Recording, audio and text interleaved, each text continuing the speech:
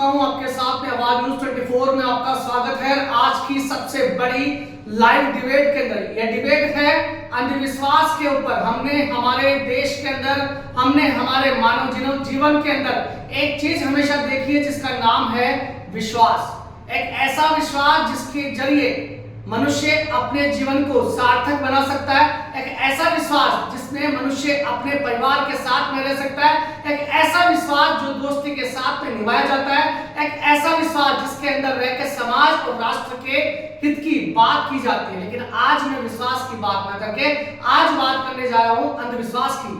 एक ऐसा अंधविश्वास भारत देश के अंदर लोकतांत्रिक प्रक्रिया वाला वह देश जिसके अंदर अंधविश्वास की ऐसी भावनाएं, अंधविश्वास की ऐसी बातें होती है जिसके अंदर अंधविश्वास में आकर आजकल की महिलाएं, आजकल के बच्चे उनके शिकार हो जाते हैं। चाहे बात परिवार की जाए, बात चाहे समाज की जाए या बात कहीं राष्ट्र हित की जाए, लेकिन परिवार और समाज के अंदर रहने वाले हर एक महिला, हर एक बच्चे, हर एक बुजुर्ग का एक सपना होता है उसके परिवार में खुशहाली हो, उसका परिवार आगे बढ़े। हर एक राजनेता का एक सपना होता है उसका देश आगे बढ़े, उसकी राजनीति का कैरियर आगे बढ़े। लेकिन अंधविश्वास की अगर कहीं बात आ जाती है तो ये सब विश्वास धराशायी हो जाते हैं। इसी अंधविश्वास को लेकर आपको बता दें कि चाहे राजस्थान की बात की जाए, उत्तर प्रदेश की बात की जाए या किसी भी अन्य राज्यों की बात की जाए, यहाँ पर अंधविश्वास का एक ऐसा जाल बनाया गया है जिस जाल के अंदर कोई महिलाएं आ जाती तो महिलाएं यौन शोषण का शिकार होती है, तांत्रिक बाबाओं के हत्थे चढ़ जाती है, अपने शरीर को बेच देती है। और ये बाबा और ये तांत्रिक लोग जो अंधविश्वास के झांसे में लाकर इनका जीवन पूरा समाप्त कर देते हैं। कैरियर की चाह में कई प्रकार के युवा इन बाबाओं के चक्कर में आके अपना कैरियर खराब करते हैं। एक ऐसी घटना हाथरस के अंदर घटित की गई। हाथरस में एक ऐसा बाबा जिसका ना तो कोई चरित्र था, ना किसी प्रकार के ईश्वर के साक्षात दर्शन किए, अपने आप को बाबा बन बैठा। बाबा बनने के बाद उसने महिलाओं को, बुजुर्गों को और साथ में बच्चों को अपने झांसे में ले लिया। कई सेवादार उसने पाल लिए। सेवादार पालने के बाद में महिलाएं उनके चरणों की धूल, उनके चरणों की मिट्टी को अपने माथे में लगाने के लिए मजबूर भी हो गई। और सबसे बड़ी बात अगर की जाए तो इस देश की उन आडंबर पे, उन अंधविश्वास पे एक गहरी चोट करती है। एक घर के अंदर एक परिवार में रहने वाली वह महिलाएं जिसने अपने पति के जीवित होने पर मांग का सिंदूर भी अपने मुंह पे नहीं लगाया होगा, मांग का सिंदूर भी अपने माथे पे नहीं लगाया होगा, वही महिलाएं उन बाबाओं की मिट्टी को अपने माथे में लगाने के लिए मजबूर हो जाती है। इस लाइव डिबेट में मेरे साथ में मेरे कई सहयोगी जुड़ चुके हैं, उनसे जानेंगे हाथरस की जो घटना घटित हुई। एक बाबा के चक्कर में कई महिलाओं की जान गई, कई पुरुष परेशान हुए, कई प्रकार के मीडिया के अंदर आज बातें चल रही है। सीएम योगी आदित्यनाथ भी पहुंचे, परिजनों से हालचाल भी लिया जा रहा है, पीड़ितों से भी मिल रहे हैं। मेरे कई सहयोगी मेरे साथ हैं, उनसे बातचीत करेंगे इस अंधविश्वास को लेकर। अंधविश्वास की अगर मैं बात करूं तो जैसे कि आपने बताया हाथरस में जो बाबा है उनके पहनावे पे मैं आपको बता देती हूँ कि वो प्रचार के दौरान 3 पीस सूट में नजर आता था, टोपी लगाए नजर आता था और रंग बिरंगे चश्मे पहनता था। ये कैसा बाबा है जिसको लोग इतना मानते हैं, इतना सम्मान देती है। पहली बात मैं ये बताना चाहूंगी कि वो यूपी पुलिस से सस्पेंडेड है जिसपे 5 यौन शोषण का आरोप लगाया गया है। वहीं अगर बात करें सोशल मीडिया की तो सोशल मीडिया में भी कुछ ऐसे पोस्ट वायरल हो रहे हैं जिसमें बताया जाता है कि 3 साल की भविष्यवाणी हम आपको 100 रुपए में देंगे जिसमें आपका करियर भी आपका शामिल रहता है। वहीं अगर दूसरी तरफ बात की जाए प्यार मोहब्बत इश्क की तो वहाँ पे भी लोगों को इसी मामले को लेकर के ठगा जा रहा है, जिसमें लोगों को ये झांसा दिया जाता है कि आपका जो पिछला प्यार है वो आपको वापस मिलेगा। क्या ये संभव है? मैं आपसे ये जानना चाहूंगी। तो एज एक लड़की के तौर पर मैं आपसे कहना चाहूंगी कि आज की जो युवक युवतियां हैं इनको इन चीजों पे विश्वास नहीं करना चाहिए, बल्कि इन चीजों से हटकर अपने आप पर विश्वास कीजिए, अपनी स्किल्स पर विश्वास कीजिए, इन चीजों में आकर के अपनी जिंदगी खराब ना करें। सटीक और विश्लेषण जानकारी मेगा आपने बताई है और ये बहुत अच्छी बात आपने बताई है। देश की बात करें या राज्य की बात करें, जिस प्रकार से महिलाओं में इस प्रकार एक अंदर अंधविश्वास की एक छाया बनी हुई है। और जैसा कि आपने बताया आजकल के बाबाओं के परिचय के बारे में, तो जहां तक मैं समझता हूं क्योंकि मीडिया सेक्टर से हम लोग बिलोंग करते हैं, और मीडिया सेक्टर में हम लोग कई प्रकार की बातें देखते हैं, कई प्रकार के वीडियो सोशल मीडिया पे भी हम देखते हैं, कई लोगों से मुलाकात भी करते हैं। तो हमने यही चीज वहां जानी है कि कहीं ना कहीं आजकल की जो युवा पीढ़ी है, आजकल की जो जनरेशन है, वो जनरेशन इन बाबाओं के, इन तांत्रिकों के चक्कर में फंसकर पैसा तो डुबाते डुबाते साथ में अपने जीवन को भी डुबा देते हैं। क्योंकि कई बार हम देखते हैं कि यदि कोई व्यक्ति या कोई नौजवान यदि अपने करियर की तलाश करता है तो सबसे पहले वो बाबाओं के दर्शन करता है, जबकि उसे खुद को अपने ऊपर डिपेंड होना चाहिए कि मुझे यदि जीवन में आगे बढ़ना है तो मुझे अपने आप पे विश्वास करना चाहिए, नहीं तो अपने ईश्वर पे विश्वास करना चाहिए। लेकिन वो बाबाओं के ऊपर विश्वास रखते हैं। बाबाओं के द्वारा उन्हें पत्थर दिए जाते हैं, 3-4 प्रकार के ऐसे पत्थर दिए जाते हैं जो अपनी उंगलियों में धारण करते हैं, जिससे यह कहा जाता है कि उनकी जीवन लीला ठीक हो जाएगी। लेकिन जीवन लीला और मानसिक संतुलन के लिए पत्थर काम नहीं करते।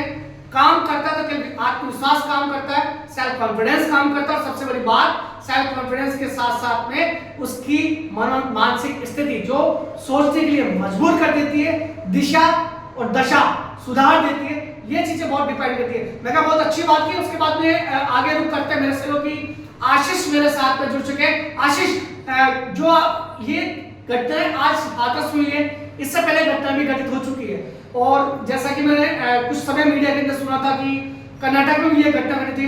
पूरा विश्लेषण, पूरी जानकारी आशीष। जिस तरह हाथरस के अंदर ये कांड हुआ वो बड़ा दिल दहलाने वाला कांड था, जहां हमने देखा 122 से ज्यादा लोगों की मृत्यु हुई, बच्चे, उनकी चप्पलें देखी गई। ऐसा कांड ऐसे पहली बार नहीं हुआ है, ऐसा कांड बहुत बार हो चुका है। अगर आपको याद हो तो इसी तरह के कई बाबाओं के कांड, चाहे वो आशाराम हो, चाहे कर्नाटक के अंदर, अगर अपन ये चीज को देखें, अगर आप सबसे ज्यादा इस चीज को देखते हैं तो बाबाओं के कांड दो ही जगह पे नजर आते हैं। एक आता है कर्नाटक, एक आता है पंजाब के अंदर।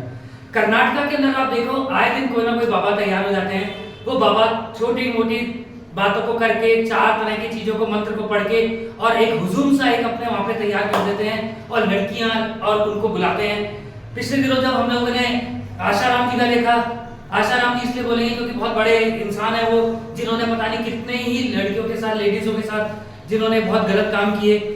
उसके अलावा बाबा राम रहीम हिसार के अंदर, सिरसा के अंदर जो उनके कैंप चलते थे, जिसके अंदर मैं खुद वहां पर गया हूं, मैंने वहां पे खुद जाके इस चीज को देखा है कि वहां पर एक हुजूम लगा होता था उनका देखने का। उन्होंने उसके ऊपर एक पिक्चरें भी बनानी चालू कर दी उन्हीं बाबा ने, MSG के नाम से। अगर आप बाबा हैं, एक संत हैं, तो आप एक आध्यात्मिक बातें करें। ये पिक्चरें बनाना, MSG बनाना, इन सब के ऊपर क्या ये ढोल आरंभ क्यों आप इतना आडंबर मचा के रखते हैं? वहीं आप देख लीजिए जो कल जो कांड हुआ हाथरस के अंदर, जिसके अंदर 122 लोग मारे गए, या जो भी एक, मैं तो ये कहूंगा कि मारे नहीं गए, उनको मरवाया गया है। इसलिए मरवाया गया है क्योंकि वहां पे प्रशासन की कमी थी। अगर यूपी गवर्नमेंट इस तरह की रोकथाम को पहले करती तो शायद इतना बड़ा हादसा नहीं होता। हम वहां पे देख रहे हैं कि बच्चों की, छोटे छोटे बच्चों की चप्पलें, वो चप्पलें देखकर एक आंखों में एक आंसू आ जाते हैं। वो बच्चे छोटे आज कितने अनाथ हो गए, कितने लोगों के घर उजड़ गए, कितने लोगों के परिवार खत्म हो गया, सिर्फ इसलिए अगर एक प्रशासन अगर जाग जाती तो शायद ये चीज नहीं होते। और यही बात मैं एक चीज और कहना चाहूंगा कि अपना हिंदू धर्म, जिसके लिए आजकल एक बहुत बड़ा एक मुहिम भी चला रखी है कि हिंदू धर्म को बढ़ाओ, ये करो, वो करो, सारी बातें सही है, हर धर्म को बढ़ाना चाहिए, हर चीज को करना चाहिए, लेकिन उसके ऊपर कई चीजों के लिए अंकुश भी लगाना चाहिए। एक उसके ऊपर एक एडमिनिस्ट्रेशन का कंट्रोल होना चाहिए। कल के उसके ऊपर अगर आप देखा जाए तो वहां ना तो कोई फायर ब्रिगेड थी, ना वहां पे कोई शौचालय का भी, जो मैंने वहां पे जो पता किया, ना वहां पे कोई शौचालय का कोई वहां पे कोई साधन था, ना वहां पर फायर ब्रिगेड थी, ना एम्बुलेंस थी कि जिससे एक बच्चों को या किसी को भी हॉस्पिटल ले जाया जा सके।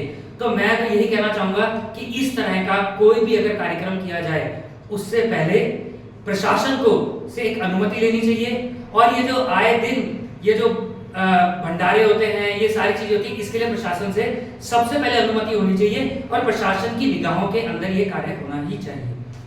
तो आपने देखा कि आवाज न्यूज के स्लाइड डिबेट के अंदर अंधविश्वास पे कड़ा प्रहार करते हुए मेरे सहयोगी मेघा मेरे साथ में थी, आशीष भी मेरे साथ थे, जिन्होंने सुना कि किस प्रकार से देश के अंदर अंधविश्वास हावी होता हुआ नजर आ रहा है। जान फूंक के चलते महिला के साथ में पुरुष, समाज, देश कहीं ना कहीं पिछड़ता हुआ नजर आ रहा है, क्योंकि प्रधानमंत्री नरेंद्र मोदी जी जिस प्रकार से बात करते हैं कि भारत देश 2047 के अंदर विकसित भारत बन जाएगा, लेकिन अगर विकसित भारत की हम कल्पना करें तो शायद इन चीजों को लेकर, इन अंधविश्वासों को लेकर हम लोग विकसित भारत की कल्पना नहीं कर पाएंगे। क्योंकि यदि आज कोई विकसित देश है, यदि जापान की मैं बात करूं तो जापान के अंदर यदि जापान विकसित देश है, अमेरिका जैसे विकसित देश है, यूरोप जैसे विकसित देश है, दुबई जैसे विकसित देश है, इन देशों के अंदर आपको बाबा नहीं मिलेंगे, इन देशों में प्रवचन देने वाले मिलेंगे, इन देशों के अंदर वो बाबा आपको मिलेंगे जो आपके जीवन को आगे सुधारने के लिए, आपके जीवन को आगे बढ़ाने के लिए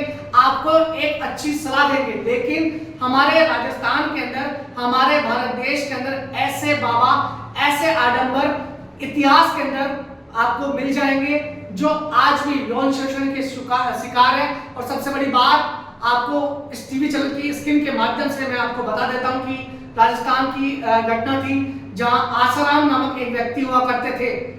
मैं थे इसलिए ये लगा रहा हूं कि वह भी एक बहुत बड़े संत थे, और संत जो है एक इस प्रकार से अपने शिष्यों के साथ में यौन शोषण करता रहा। तिहाड़ के जेल में आज वो बंद है, जोधपुर की न्यायिक अभिरक्षा में वो बंद है, लेकिन आज तक न्याय नहीं मिल पाया। आवाज न्यूज के माध्यम से मेरे सभी युवा साथियों को, मेरे सभी दर्शकों को, सभी महिलाएं और सभी वो बच्चे जो इस चैनल को देख रहे हैं, एक हार्दिक अपील, एक ममत्व की अपील आपसे करना चाहेंगे कि इन बाबाओं के, इन अंधविश्वासों के चक्रों में ना पड़े। यदि पूजना है तो ईश्वर को पूजे, पूजना है तो अपने माता पिता को पूजे, पूजना है तो अपने कर्म को पूजे, क्योंकि गीता में भी कहा गया कि कर्म ही सर्वश्रेष्ठ है और कर्म से ही फल मिलता है और कर्म ही आपके जीवन का उद्देश्य है।